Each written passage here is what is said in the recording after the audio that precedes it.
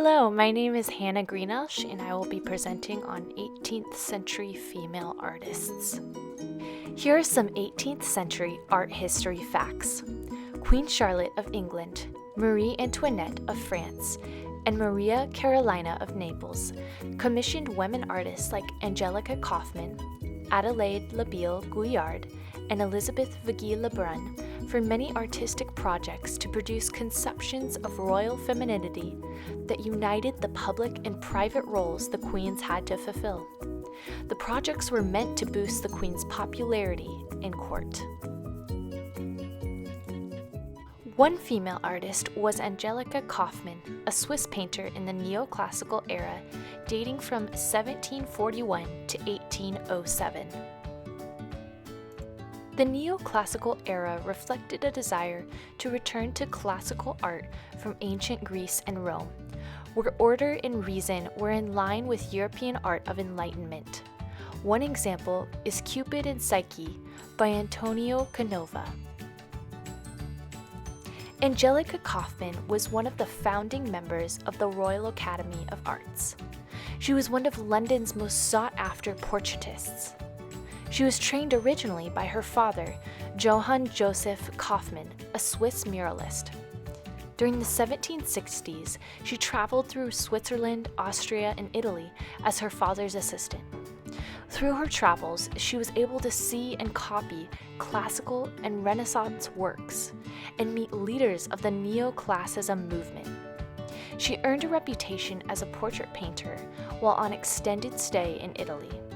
She was elected to attend Rome's Accademia de San Luca in 1765.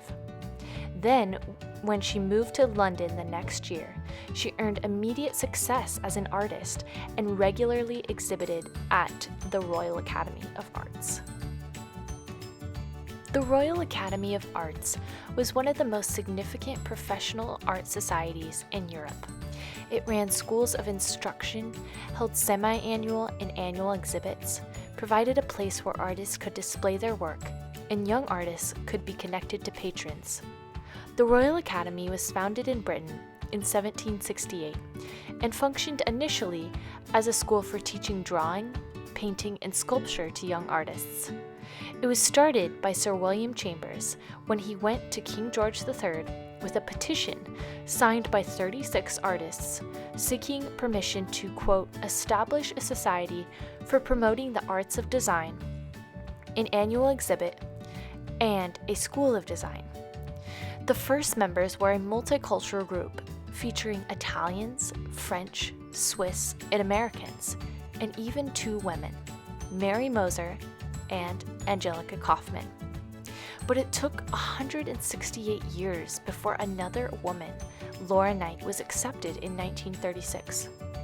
Now the Royal Academy is almost 250 years old, and still artists are studying, learning, and creating. A fellow Swiss painter, Henry Fuseli, described Angelica Kauffman as someone who, quote, pleased and desired to please the age in which she lived. She often cast her portraits as allegorical or classical subjects. One of her paintings was Ariadne abandoned by Theseus on Naxos, which she painted in 1774. Ariadne was the daughter of Pasiphae and Cretan king Minos. She fell in love with the Athenian hero Theseus and helped him escape the labyrinth with some jewels after he killed the Minotaur. Many legends give different endings to this tale, but this painting depicts the ending where Theseus abandons her on the island of Naxos and leaves her there to die. The medium Kauffman used was oil paints on a canvas, and the painting now hangs in the Museum of Fine Arts in Houston, Texas. In this painting, Kauffman uses horizontal lines to show action on 3 different planes.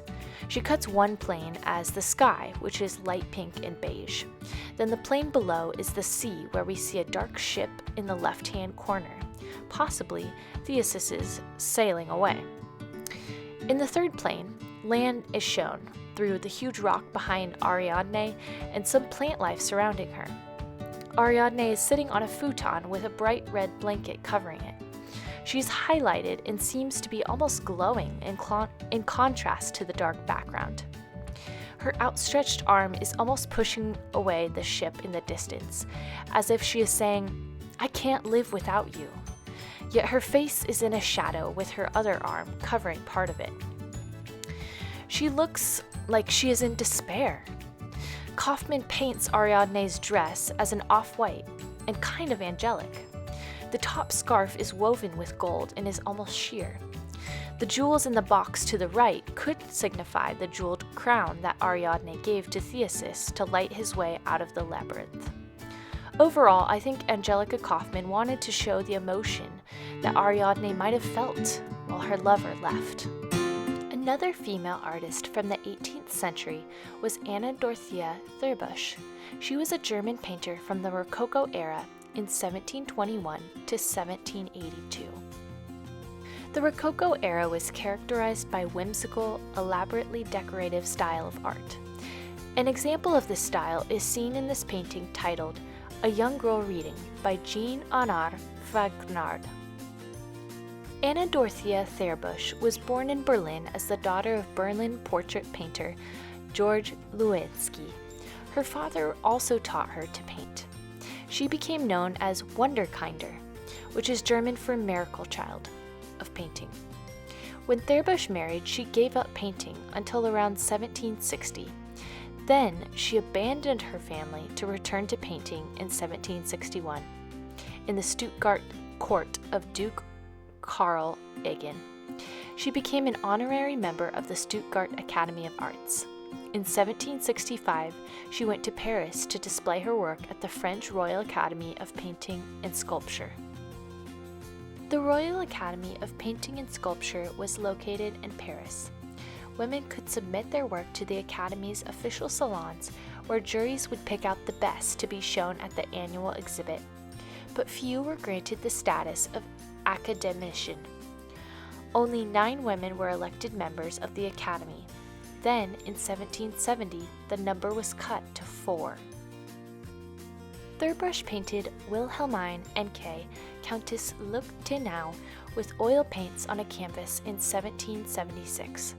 The painting now hangs in Neues Palais, Potsdam. Wilhelmine Encke was the daughter of a court musician, and there she attracted the attention of a Prussian heir when she visited Potsdam in 1767. Then she started her career as mistress at the side of King Frederick William II. She had 5 children by him and became his advisor for art, mostly interior design. She was described as beautiful and stupid by him.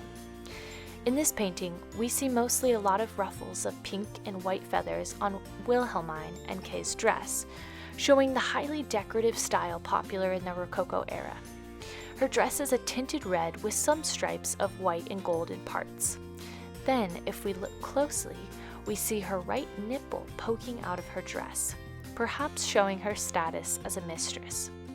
Her figure is the highlighted spot of the portrait in contrast to the dark background. Animals surround her as a dog is propped up on her and birds are flying over her in the background. She is also surrounded by nature with lots of foliage. Overall, the painting portrays her status and idealizes the human form, smoothing out any imperfections. Both these female artists were taught by their fathers and became great portraitists for their time.